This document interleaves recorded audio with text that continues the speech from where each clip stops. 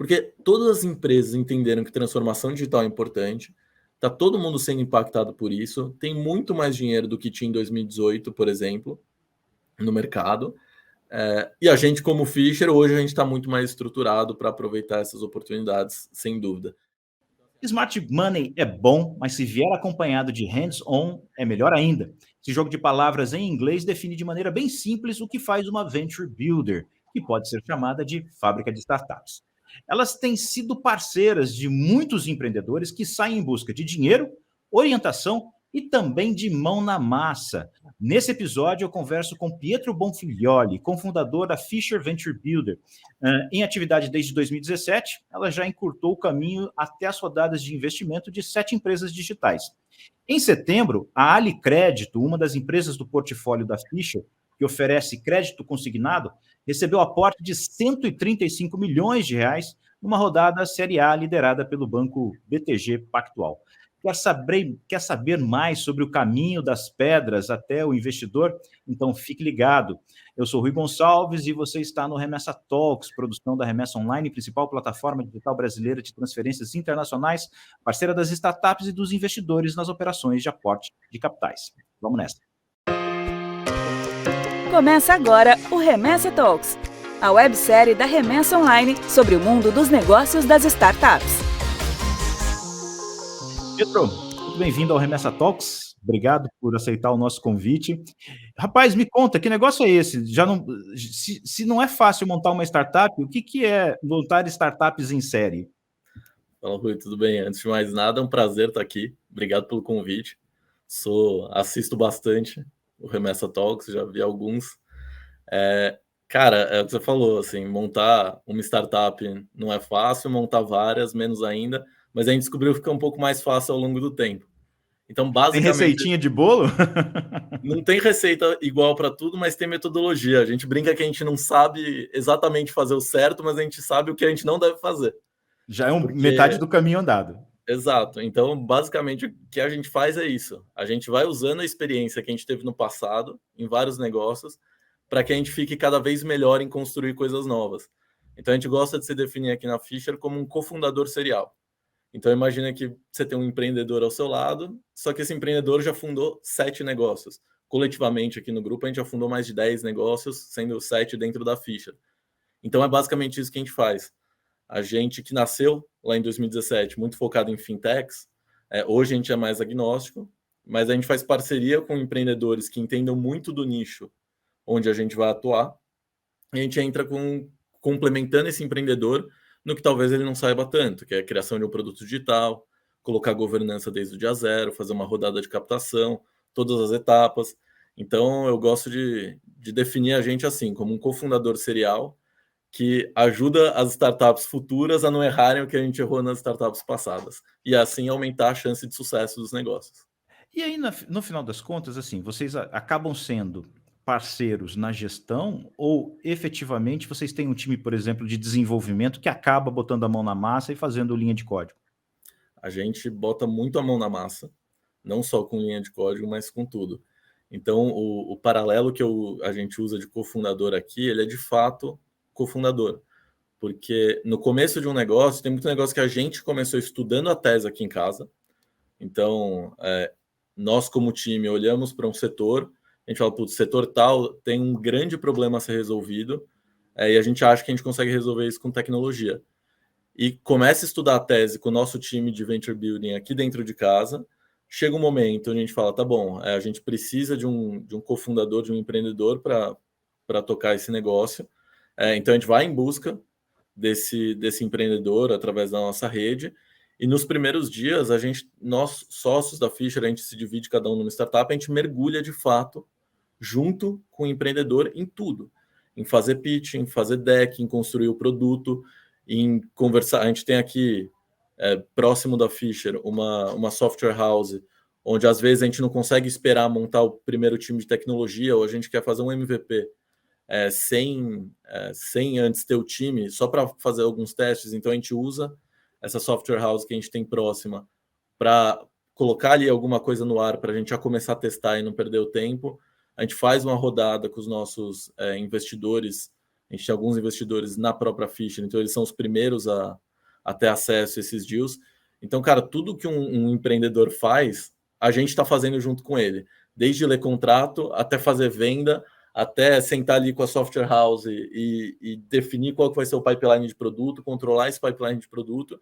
E a ideia é que conforme a startup vai crescendo, a gente vai colocando time dentro disso e a gente vá para uma posição cada vez mais estratégica. Só que isso não acontece, obviamente, até um Series A ali, por exemplo. Então, a gente é de fato um empreendedor. Só que tem um benefício que a gente tem algumas divisões aqui dentro de especialistas. Então, por exemplo, tem um dos sócios nosso, o Marcelo, aqui, que, assim, o Marcelo já viu mais, trabalhou com M&A a vida inteira, em IB no mercado financeiro, ele já viu mais contrato que muito advogado. O Gamboa participa de todas as captações. Então, toda vez que tem um evento específico, como, por exemplo, uma captação, a gente entra com o time inteiro Fisher, com os especialistas em captação, para fazer daquela captação o melhor possível. Seja o mais fluido em termos de documento, conseguir alcançar o capital que a gente busca. Então, é como se tivesse um super founder ao lado daquele empreendedor. Todo empreendedor já viu a sua empresa passar por aquela fase de que, dessa vez quebra. Como é que vocês lidam com isso? Já que tem um monte de startup que vocês estão tocando e que corre o risco de, num determinado momento, 2 ou 3 estar nessa fase. Rui, eu brinco muito com os meus amigos assim, que a gente vai criando casca com o tempo, né? E o que a gente via como problema lá atrás, hoje em dia é só mais uma terça-feira comum. Então, assim, uma coisa que a gente aprendeu a aceitar é que a gente deixa muito claro para o empreendedor desde o dia zero. Cara, esse negócio tem uma chance maior de dar errado do que de dar certo. A gente, assim, por parte sorte, parte competência, ainda a gente não deu nada errado aqui dentro, mas uma hora vai dar. Porque é normal, a gente está no mercado de risco, a gente toma muito risco, então é normal. E aí, com o tempo, a gente foi aprendendo que, tudo bem, os problemas, os que a gente consegue atuar, a gente atua, os que a gente não consegue atuar, se não tem remédio, então remediado está. Então, acho que empreender é uma coisa muito solitária. Você pode estar cercado de gente, mas você tem a tomada de decisão ali que é uma coisa muito solitária. E ter alguém do lado falando, esse problema é normal, já aconteceu em X startups que a gente atuou, a gente conhece mais vários fundadores, é normal, vai passar, ou é assim que se resolve normalmente. Então, aceitar que o negócio pode dar errado a qualquer momento, acho que o primeiro passo para você ter mais tranquilidade de empreender. Mas o que a gente faz normalmente em situações específicas é de sentar e falar, tá bom, como que a gente resolve essa situação? E o benefício é que, além do que normalmente teria numa startup, que são aqueles 2 ou 3 fundadores, mais o conselho, aqui a gente tem 2, 3 fundadores, um conselho, que normalmente a gente é melhor de montar, porque a gente sai com governança high standard do dia zero, tem todos os outros sócios Fisher e tem também toda a nossa base de conselheiros Fisher que podem ajudar a atuar naquele problema. Mas os problemas vão acontecer, eles são muito mais comuns do que as vitórias. Cara, e como é que vocês chegaram nesse ponto de falar assim, eu vou montar uma Venture Builder? O que vocês fizeram? Qual que é a tua trajetória, a trajetória dos teus cofundadores da Fisher, para chegar no momento e falar assim, eu quero fazer isso em série? Cara, eu falo que quando a gente vai e conta de trás para frente, parece que foi tudo planejado. Mas a verdade é que pouquíssima coisa planejada quando a gente está falando de um negócio assim. Eu comecei a minha carreira no mercado financeiro, trabalhava com IB, Investment Bank, então eu fazia fusões e aquisições, assessoria financeira, estruturação de produtos de dívida, tipo CRI, CRA, debêntures, estruturação de fundos de investimento. E foi onde eu conheci meus sócios, o Gustavo e o Marcelo, que são também os cofundadores da Fisher, além do Carlos Gamboa. E no mercado financeiro, lá por 2014, comecinho aqui do que a gente está falando desse ecossistema, a gente assessorava algumas startups que eram de pessoas próximas a gente, que às vezes pediam ajuda para fazer um modelo financeiro, para conversar com o investidor. Então a gente começou a se aproximar. Foi quando a gente conheceu o Gamboa, que também é o outro cofundador aqui da Fisher, e começou a conversar mais sobre esse ecossistema. Chegou uma fase lá em 2016, quando o Gustavo que é um dos cofundadores aqui, era meu sócio também no mercado financeiro, teve a ideia de montar uma startup de antecipação de recebíveis, baseado num produto que ele já tinha estruturado no mercado financeiro, um FDIC de risco sacado. Ele falou, pô, isso aqui que eu montei lá atrás e que funcionava basicamente como uma planilha, dá para ser uma plataforma digital. A gente tem muito contato com startup, vamos tentar? E aí, na época, o Gustavo ele se dedicou a montar essa startup, que é a Monkey Exchange. E eu, Marcelo, e o time que a gente tinha na época, a gente continuou na parte de IB. E a gente começou a conversar com o Gamboa. O Gamboa, na época, estava querendo montar um fundo de VC Early Stage. E isso foi começo para meio de 2016.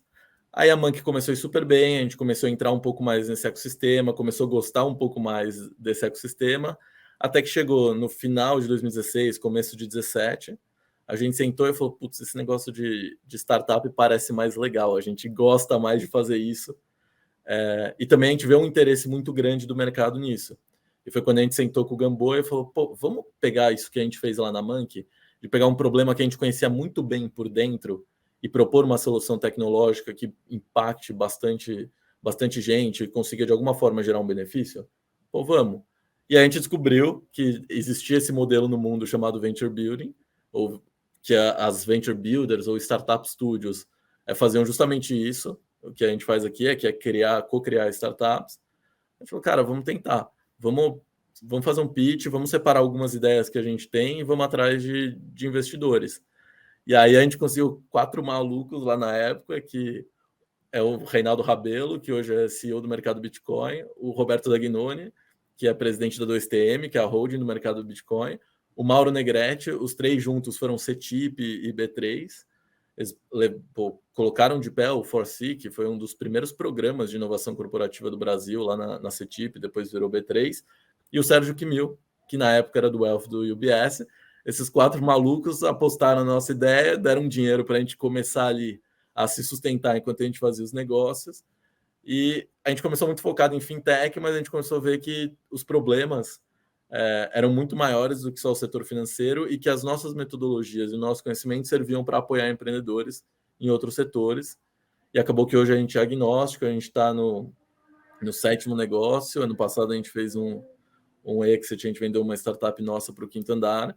E a gente brinca que hoje a gente sabe um pouco fazer as coisas, mas quando a gente olha lá para 2017, a gente fala, nossa, a gente era maluco, a gente não sabia nada comparado ao que a gente sabe hoje, mas é assim que funciona. Para uma startup chegar até vocês, em que momento ela está? Ela já passou pelo investidor anjo? Vocês fazem o papel do anjo na vida dessas startups? Como é que chega? Como é que é o pitch para chegar em vocês, já que vocês fazem o pitch para chegar na próxima parte, né? Mas como é que convence vocês a olhar para essa startup e até fazer essa cofundação? Cara, a maioria dos negócios, a gente basicamente tem 2 tipos aqui, assim. A gente nunca investiu numa empresa, nunca entrou numa empresa que já tivesse consolidada, que já fosse uma startup com investimento. Não é a fase que a gente atua.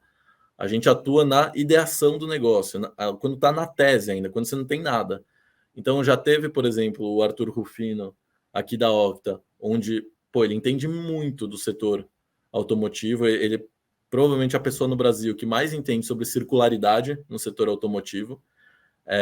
Só que o Arthur vende economia real e ele queria muito montar um produto que na cabeça dele era digital.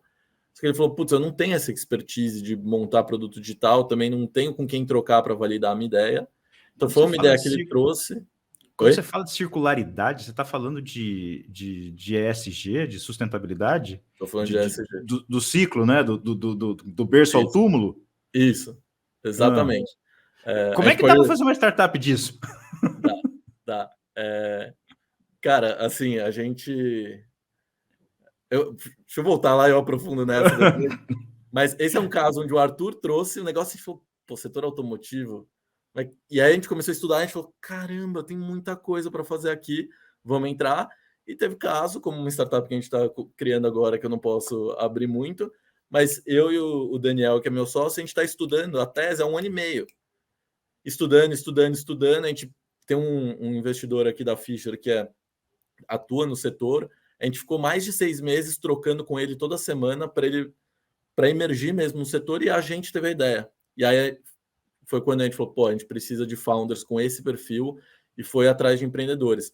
Então, normalmente, ou chega alguém, algum potencial empreendedor só com uma ideia, ou a gente tem a ideia aqui dentro e vai atrás de empreendedores. Quando vem alguma coisa já montada, não é o nosso sweet spot, não é onde a gente consegue ajudar mais, não é onde a gente atua. E aí, falando um pouco da Octa, que é essa de setor automotivo, quando a gente pensa na vida de um carro ou de um caminhão, e acho que caminhão é até mais crítico, porque as transportadoras, a receita delas está muito baseada nisso.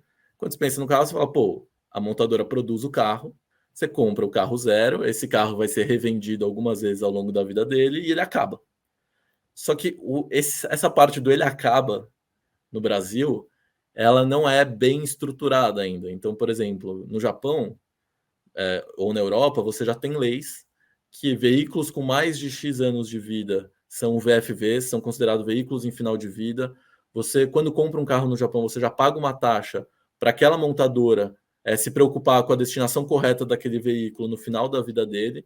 E no Brasil a gente vê assim, carros abandonados, caminhões abandonados, pátios cheios de veículos. Isso gera alguns problemas. Um deles é um passivo ambiental, e o outro é um problema de que a peça daquele veículo usada, ela tem muito valor no mercado, mas ela não volta, porque aquele veículo ele não é desmontado de forma correta. Ele acaba envelhecendo, apodrecendo, e ele vai para sucata ou alguma coisa do tipo. Ou às vezes fica até inviável disso. Então, o que a Octa se propõe é conectar pessoas ou frotistas que tenham veículos em final de vida, com centros de desmontagem certificados, que tenham boas práticas, usem as etiquetas do Detran, saibam classificar as peças. Então, as peças elas podem ser desde componentes de segurança, por exemplo, você não pode reutilizar ou reciclar. Então, você tem que mandar direto para como sucata ou alguma coisa do tipo. Então, você pega todas essas peças de um veículo que, por exemplo, deu um PT. Você deu PT no veículo ali, ele ainda tem muita peça boa ali dentro. Um câmbio ali ainda tá bom, o motor ainda tá bom, a transmissão ainda tá boa, você tem um botãozinho do painel que ainda tá bom. Então, esses centros de desmontagem, eles pegam esse veículo, explodem em muitas peças e vendem isso de volta para o mercado com certificação.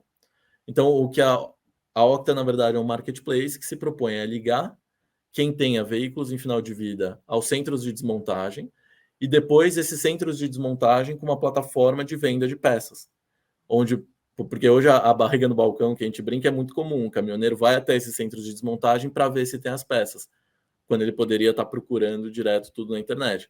Esse é um mercado de quase 50 bilhões de reais no Brasil. Nos Estados Unidos é a 16ª maior atividade econômica, e aqui ele não é desenvolvido ainda.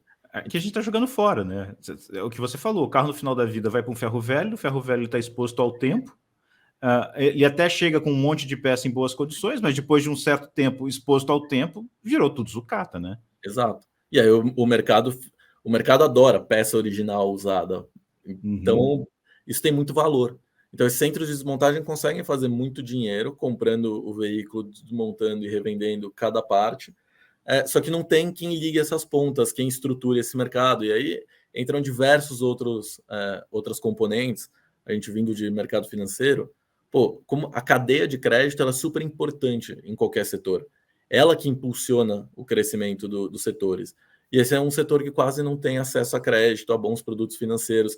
Então tem uma infinidade de coisas para ir fazendo em cima. É uma coisa que a gente não imaginava. Precisa ouvir o Arthur, que é especialista no setor, juntar com o nosso skill de construção de produtos digitais, e aí, o negócio fez super sentido, recebeu um investimento seed da Vox Capital, eles enxergaram muito o impacto do negócio, a gente está aprendendo muito com eles como construir negócios de impacto, o que deve ser medido, então tem sido uma experiência super legal, mas foi um dos únicos casos onde veio uma ideia de fora e a gente tocou. Normalmente é meio que o contrário, a gente tem a ideia aqui dentro e vai em busca de empreendedores. Então você não é só uma fábrica de startup, você é uma fábrica de ideias para startups. Você está um passo antes ainda, né? É um pouco isso, Mas a gente brinca aqui Tem muito empreendedor que chega, bate aqui ou manda um e-mail, fala, não, eu tenho uma ideia de um produto, aí fala bem por cima, a gente fala, não, tá bom, né, mas vamos conversar, fala um pouco mais sobre a sua ideia. E aí o cara, não, mas a gente não tem que assinar um NDA ou alguma coisa? Ela fala, olha, eu já pensei assim, mas a ideia, tá todo mundo tendo a mesma ideia ao mesmo tempo. Não é a ideia que define se um negócio vai dar certo ou errado. A ideia, no máximo, é 10% de um negócio. O que conta é a execução. Assim, quantos não Capacidade de tiveram? realizar, e na hora que você fizer a coisa acontecer, é mantê-la rodando, né? Isso. Quantos não tiveram a ideia de fazer um banco digital? E mesmo assim, não são todos que viraram um Nubank. Então, a execução ela é muito mais importante do que a ideia. A gente aqui fala sobre as nossas ideias de forma super aberta. Só que na hora de executar é o que de fato importa. Então, a gente é sim uma fábrica de ideias, a gente tem que até selecionar, mas no final a gente é mais uma fábrica de identificar problemas do que de ideias. Porque a ideia vem da identificação de um problema. O Arthur identificou o problema do setor, expôs para a gente falou, cara, tem 1 milhão de coisas que eu posso fazer para solucionar isso, a gente escolheu um caminho. Bom, eu acho que o principal dessa história toda é efetivamente você conseguir, depois de ter essa identificação do problema que vocês querem resolver, o parceiro, porque vocês não vão conseguir fazer tudo, né? Você sempre traz alguém para esse seu time, que é alguém de fora, que vai estar junto da fundação dessa startup que vai resolver essa ideia. Onde é que vocês acham essas pessoas? Porque até identificar a ideia e estruturar o desenho de uma empresa, tá tudo na mão de vocês. Mas esse cara que vem para o time, como é que vocês acham ele? Cara, eu queria ter uma resposta super objetiva para você, do tipo, não, a gente tem um processo, uma metodologia, e eu vou te confessar que a gente não conseguiu ter isso de forma tão processual quanto a gente talvez gostaria. No final, veio todo mundo na nossa rede. Quando a gente começa a contar para a nossa rede de investidores, as pessoas próximas, outros empreendedores, o que a gente está pensando em fazer, o perfil que a gente está procurando, as sugestões aparecem. E como a gente está em contato com também várias startups, é muito comum que empreendedores em segunda jornada venham até a gente ou já estejam engajados em alguma conversa e queiram participar de um projeto. Então, lá atrás, a gente tinha uma ideia de construir muitos negócios. A gente viu que isso não é tão possível. Eu não sou tão escalável como um fundo de venture capital. Eu vou construir poucos e bons negócios, por isso aqui a minha taxa de sucesso ela tem que ser maior. Então, esse processo não é que eu preciso de 50 empreendedores por ano. Eu estou construindo 2, 3 negócios por ano, então eu preciso ali de 3 a 6 empreendedores. E isso tem vindo muito pela nossa rede. A gente tem recebido indicação, empreendedores de segunda jornada que sofreram ali para empreender sozinho, voltando e falando, puta, eu quero fazer agora com a Fisher, num ambiente um pouco mais controlado. Então tem sido dessa forma mais orgânica, digamos assim. Cara, então vamos passar para a próxima parte desse papo e começar a falar um pouquinho sobre grana. Então deixa eu chamar a vinheta e vamos para a próxima rodada. Chegou a hora da próxima rodada. Bom, Pietro, na próxima rodada efetivamente é grana. Vocês estão falando de pegar um problema, encontrar um empreendedor para fazer junto, porque vocês estão, digamos que vocês fazem o atacadão por trás, mas cada negócio tem que ter o cara que está ali na linha de frente, né? Que é o vocalista dessa banda de rock que vocês montam aí, né? Vocês são todos ótimos instrumentistas, mas cada startup tem que ser a sua estrela lá na frente. Aí vocês vão precisar de dinheiro. Da onde é que vem o primeiro aporte? Cara, até eu diria que nos primeiros estágios a gente atua como uma banda sertaneja, uma dupla sertaneja. A primeira voz quem faz o empreendedor, a gente faz a segunda voz. Então eu vou fazer um pitch para o investidor, eu sento, eu e o empreendedor ou os empreendedores na mesa, a gente faz o pitch junto. Então o primeiro dinheiro a gente mostra para a nossa rede próxima. Então a gente tem aqui cerca de 30 investidores que investem na Fisher, e eles também investem diretamente nos projetos que a gente constrói aqui dentro. Então, esses são os primeiros caras para quem eu vou conversar e vou validar algum negócio. além de cada negócio específico, ter um perfil de investidor que é interessante para a gente. Então, é interessante que eu tenha investidores que me tragam mais do que dinheiro, é o famoso smart money. Então, na primeira rodada, normalmente a gente está falando de anjos ou micro VCs que são muito próximos da nossa rede, e a preferência é de anjos da Fisher, anjos da nossa rede. Então, esse é o que a gente chama de pre-seed ou anjo, né? A segunda fase do seed, ela já vai para um estágio onde a gente já está conversando com fundos de VC, mas ela ainda é formada por micro VCs, anjos fazendo follow-on ou alguns family offices. E aí depois segue o caminho normal de uma startup, onde o Series A aí já é muito composto por VCs, um Series B ou um Series C já entram fundos de late stage, mas o primeiro dinheiro mesmo ele vem ali de anjos e vem da nossa rede de anjos, também da rede dos empreendedores e de pessoas específicas que a gente acha que podem contribuir com o negócio muito mais do que só dinheiro, né? Com a experiência que vocês têm, teoricamente, o que você tem que vender é um processo de crescimento mais rápido. Tudo bem que cada empresa tem a sua história, tem o seu timing próprio e tudo mais. Mas tem uma série de erros que qualquer empreendedor comete, que teoricamente vocês devem estar imunes a eles. Com isso, a empresa deve chegar num estágio para receber o seu seed, um série A, num tempo menor. Dá para dizer quanto vocês conseguem encurtar essa jornada até a empresa chegar e estar redondinha para receber um série A e começar a escalar? Assim, a gente tem, hoje na Fisher, a gente tem pouco dado para fazer isso, mas o que a gente tem visto aqui é parecido com um estúdio. Tem um grupo global que chama GSSN, Global Startup Studio Network. Startup Studio é um dos nomes para Venture Builder no mundo. Company Builder, Startup Studio, Startup Builder. Esse grupo que a gente faz parte, eles fizeram um estudo onde, na média, startups fundadas dentro de Startup Studios ou Venture Builders chegam 2 vezes mais rápido ao Series A, tem um retorno 2 vezes maior e uma chance 2 vezes menor de fracassar. Então, essa é mais ou menos a média. E o que a gente tem visto aqui dentro do portfólio é mais ou menos isso. Então, por exemplo, a ATA que a gente vendeu ano passado para o Quinto Andar, desde o momento que a gente entrou no negócio, até a gente fazer uma captação seed, e até o momento que a gente estava fazendo uma captação Series A, e aí foi o momento onde veio o Quinto Andar e fez a proposta de compra, foram só 3 anos. Então a gente foi da entrada ao exit em 3 anos, um exit num estágio de Series A. Então, a média que o estudo da GSSN traz é que uma startup da fundação até o Series A, aqui consegue chegar ao Series A, startups de Venture Builders, elas têm uma chance 60% maior de chegar a um Series A.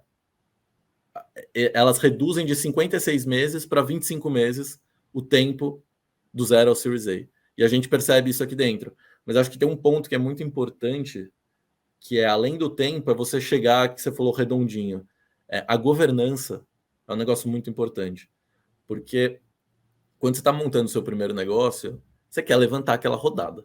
Então, chega um investidor anjo com o dinheiro ali, é muito comum o empreendedor aceitar alguns termos ou não fazer o melhor tipo de contrato ou o melhor tipo de estrutura, cap table, porque ele precisa levantar aquela rodada o mais rápido possível.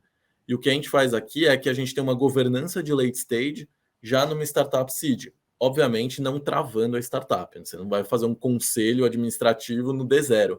Mas a gente já prepara toda a fundação, já tem todo o nosso hall de contratos, a gente consegue ter uma profundidade de debate com o investidor do outro lado que protege muito a startup. Então ela vai chegar, como você comentou, muito mais redonda para um Series A, com KPIs já mais ajustados, porque a gente já viveu.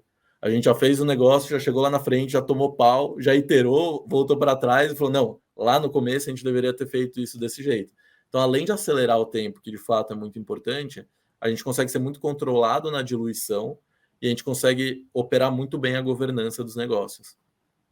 Vamos imaginar que que vocês tiveram uma ideia e que essa ideia escala tão bem que tem um tremendo de um potencial para virar um unicórnio. Vocês fazem o exit ou vocês dão um exit na Fisher? Cara, essa é uma discussão que acho que a gente, o nosso benefício é que a gente trabalhou muito tempo com M&A antes de ter a Fisher. E essa discussão da saída, ela é sempre muito... ela não é simples. Quem vê de fora fala, não, pô, a empresa recebeu a proposta, vendeu, se não recebeu, vai e faz um IPO. A verdade é que o caminho da empresa, ele nem sempre é o mesmo caminho dos fundadores, dos empreendedores. Então, quantos negócios não tem, quando chega num late stage, num Series D ou perto de um IPO, que você faz uma substituição? Porque não necessariamente o founder, que foi o cara bom para construir e escalar o negócio, ele é o melhor cara para levar aquele negócio para um IPO. Então, a gente... Às vezes o founder que assume a cadeira de CEO, na verdade, ele é um cara de produto, mas alguém tinha que mandar, eram 2 ou 3, ficou na mão dele, né? Exato. Então, a gente entende muito bem e, pô, anjo, por exemplo. O caminho do anjo não é ficar fazendo follow-on até o IPO. O caminho do anjo é fazer um exit quando entra um late stage e limpa a mesa, um fundo no Series B ou Series C, e limpa a mesa porque ele precisa de uma participação maior e nem sempre os empreendedores ou os outros fundos querem ceder. E tudo bem, porque o anjo já fez o retorno dele. O Roberto Dagnoni, que foi um dos investidores que eu comentei, ele é muito partidário desse early exit. Assim, ele fala, pô, eu adoro quando chega ali perto do Series A ou Series B, eu posso fazer um exit, eu pego esse dinheiro e boto ele para rodar de novo lá em algum negócio que está começando. Então, a decisão de fazer um M&A ou de vender a empresa ou de fazer um IPO, ela nunca é uma decisão isolada. Ela é sempre uma decisão que contempla tanto o momento de vida dos empreendedores, de quem está no cap table. Então, vou te dar um exemplo. Imagina que você tem um business que tem uma super dificuldade de crescer, mas está indo super bem, pô, às vezes está até gerando caixa, mas consegue crescer, só que é duro, e vem um parceiro que pode impulsionar isso de uma forma absurda. Mesmo que você esteja crescendo, você vai falar, não, vender não é o certo. Ou um fundador que o cara chegou no máximo dele, assim, ele está exausto, ele está num momento de vida diferente, ele está precisando de um pouco mais de segurança, aí você vai falar para ele, não vende, mesmo que o negócio esteja crescendo, ou o negócio está precisando de dinheiro. Então, esse momento, a gente suporta muito os empreendedores, a gente também tem que ver, do mesmo jeito que um fundo tem um momento onde ele fala, pô, seria bom agora eu ter liquidez no meu portfólio, porque eu preciso mostrar a entrega, eu preciso devolver um pouco do dinheiro, eu estou querendo captar um outro. Do mesmo jeito que o fundo também tem essas dinâmicas, a gente tem. Então, quando a gente vendeu a ATA, foi uma super discussão. A ATA estava crescendo, a ATA estava gerando caixa, a ATA tinha tudo para ir muito longe. Mas ela tinha as dores do crescimento. A gente viu que tinha um parceiro muito grande entrando, que era o Quinto Andar, que poderia impulsionar muito o que a gente tinha criado.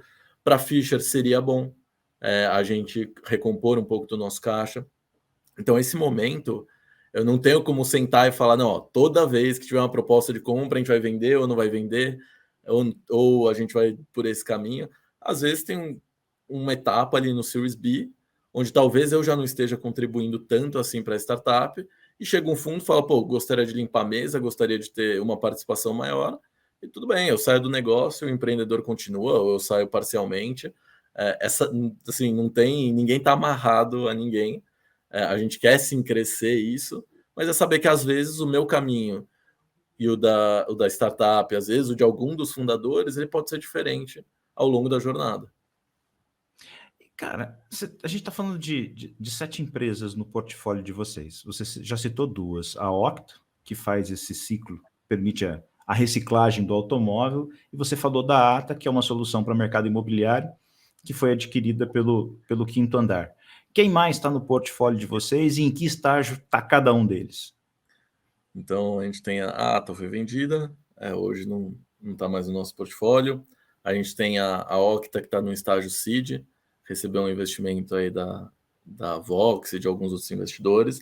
A gente tem a Ali Crédito, que está no estágio Series A, acabou de receber um investimento do do BTG, foi líder na rodada. A gente tem a GoLisa, que é uma startup de gestão de cadastros B2B e que ajuda a fazer o back ali para empresas do setor financeiro. Ela está num estágio pré-seed. A gente tem a Beaver, que é um leitor de documentos complexos. Então, pensa, por exemplo, uma matrícula imobiliária, ela é diferente de um RG ou uma CNH. Uma CNH é sempre igual. O seu nome está sempre... Se eu pegar a minha e a sua, elas são iguais, só mudam os dados. Uma matrícula, não. Um imóvel ele pode ter 1 ano, ele pode ter 100 anos, ele pode estar hipotecado ou não, ele pode ter alguma penhora nele ou não. Então, cada uma tem a sua história. É como se fosse um livro. Então, não dá para você identificar por imagem, você tem que interpretar aquele documento. Então, a Beaver é uma startup de inteligência artificial para interpretar documentos complexos e extrair os dados deles, porque hoje tudo isso é feito manualmente. Cada financiamento imobiliário, você tem pessoas olhando as matrículas e vendo se a matrícula é realmente daquele imóvel, se o endereço está certo, se o vendedor é aquele. Do mesmo jeito, você tem contrato social e procuração para firmas e poderes, diversos documentos desse tipo. Então, falei da ATA, da Ali, da Octa, da Lisa, da Beaver. A gente tem a Snack, que é uma plataforma de conteúdo, de inovação e tecnologia, que era uma área de conteúdo aqui da Fisher. A gente fez um spin-off, a Startse olhou para isso e falou, pô, a gente teria muita sinergia em fazer em conjunto. Então, ano passado, a Startse investiu na Snack. A gente criou lá atrás uma InsurTech, mas é o que a gente fala de caminhos. O nosso caminho do empreendedor, ele não era o mesmo. A gente entendeu e falou, pô, sem problema, sem sentimentos. A gente vendeu nossa participação para ele. E agora a gente está criando mais 2 negócios que eu ainda não posso falar muito sobre eles, mas um deles a gente está indo para captação agora, o outro a gente deve ir para captação no próximo mês ou talvez começo do ano que vem. A Octa foi uma ideia que veio de fora, você já contou. Todos os outros foram ideias que vocês tiveram? Quase todos. Cara, o que vocês andam fumando? Mas é que vai aparecendo, porque, por exemplo, pega a Mank lá, o Gustavo, hoje ele não está mais aqui no dia a dia da Fisher, ele foi um dos fundadores aqui, mas hoje ele é CEO em tempo integral lá na Mank. Ele vivia muitos problemas lá que a gente já sabia que existiam. Então, firmas e poderes, gestão de cadastros B2B, isso a gente via no mercado financeiro, a gente sofria com isso. Você, quando vai prestar serviço para uma grande empresa, putz, você passar pelo jurídico, pelo compras, fazer o cadastro, é um inferno. E isso fica desatualizado rápido. Então, as ideias foram surgindo de problemas que a gente foi enfrentando. Então, tem um pouco de coisas que a gente sofreu e gostaria que fossem melhores. E tem coisas... Pô, um dos negócios que a gente está criando, eu posso falar que é uma HR Tech, voltada para o problema da mão de obra de tecnologia. Todo mundo sofre disso. Isso atormenta todas as nossas startups no dia a dia. E não é só um tormento de agora. A tendência é que isso piore com o passar do tempo, porque a gente não está formando gente em quantidade e a qualidade de quem a gente está formando também muitas vezes é questionável, né? Você tem um pepinaço que não será resolvido nem no médio prazo, né? Exato. E é global, né? Não é só no Brasil. A gente... Assim, tecnologia do jeito que é hoje, e aí eu não estou falando nem só de desenvolvedores em si. Pega a carreira de produto, por exemplo, ou das pessoas de growth. É muito novo. É muito novo. E como você tem escassez de profissionais no mercado, esses profissionais vão recebendo salários altíssimos, promoções vão pulando. Então, hoje a gente vê um problema muito grande na seniorização. A gente tem muitos cursos de entrada, a gente tem até cursos incentivados, mas a seniorização é um problema global. Então, a gente vai atuar nisso. Para isso, a gente trouxe uma co-founder especialista no setor, especialista em gestão de gente, em gestão de competências, especialista em pessoas, mas era um problema que a gente vivia. Já pego a Ali Crédito, por exemplo, era um problema que estava aí. A gente veio do setor financeiro, a maior vertical do setor financeiro é crédito. Crédito é um problema gigantesco. Hoje, as fintechs conseguiram, junto com o Banco Central, junto com conjuntura econômica, O spread, ele variou bastante nos últimos anos, mas a gente já tem opções melhores de crédito ao longo do tempo, mas ele é um grande problema. A gente olhou para isso e a gente falou, cara, crédito a gente tem que fazer alguma coisa. Tem muita oportunidade, tem muito problema para resolvido, a gente pode ajudar muita gente. E é isso que a Ali Crédito se propõe, a ser ali o melhor crédito que aquela pessoa pode ter acesso. Então, os problemas, eles vão batendo a porta. O difícil é pegar e falar, cara, como a gente vai resolver esse problema? O que a gente vai fazer aqui para resolver isso? Legal. Cara, assim, o tempo passou voando. Você não vai acreditar, mas já deu os 40 minutos que eu tinha prometido para você. Eu queria só, para finalizar, o que vocês estão olhando para 2023, cara? Lógico que o pepino para resolver sempre vai ter, e o Brasil é uma fábrica de problema, né? Então, acho que não vai faltar inspiração para vocês. Mas como é que vocês estão olhando para 2023? Você já tem empresa do portfólio que já está perto de um exit? Vocês vão fazer isso? Vocês vão lançar mais 2, 3, 4? Você já falou de 2 aí. O que o ano que vem reserva? Cara, a gente, olhando de forma geral, assim, para o ano que vem, a gente, 22 está sendo um momento meio de ajuste no mercado, né? O pessoal falando de inverno, tudo. A gente sabe que a situação global, ela está diferente, o cenário global de risco aumentou, taxa de juros alta, inflação alta, mas a gente brinca aqui que, na verdade, a gente está no segundo melhor ano da história, só atrás de 2021. Só que 2021 colocou a barra tão lá em cima para a gente, que a gente está achando que é ruim, mas eu lembro, estava até conversando, a gente tem aqui um podcast também, que a gente estava conversando com o Anderson Tez, da fundador lá da Redpoint, agora está no Itaú. A gente estava falando, pô, lá em 2017, quando a gente fundou a Fisher, o volume de investimento em startups no Brasil era de 247 milhões de dólares. Ano passado foi quase 10 bi. Então, assim, hoje a gente está num momento muito bom, porque todas as empresas entenderam que transformação digital é importante, está todo mundo sendo impactado por isso, tem muito mais dinheiro do que tinha em 2018, por exemplo, no mercado. E a gente, como Fisher, hoje a gente está muito mais estruturado para aproveitar essas oportunidades, sem dúvida. Então, assim, acho que 2023 ainda vai ser, não vai voltar aos níveis de 2021. Eu acho que ainda vai ser um ano difícil, que nem está sendo 2022, difícil comparativamente.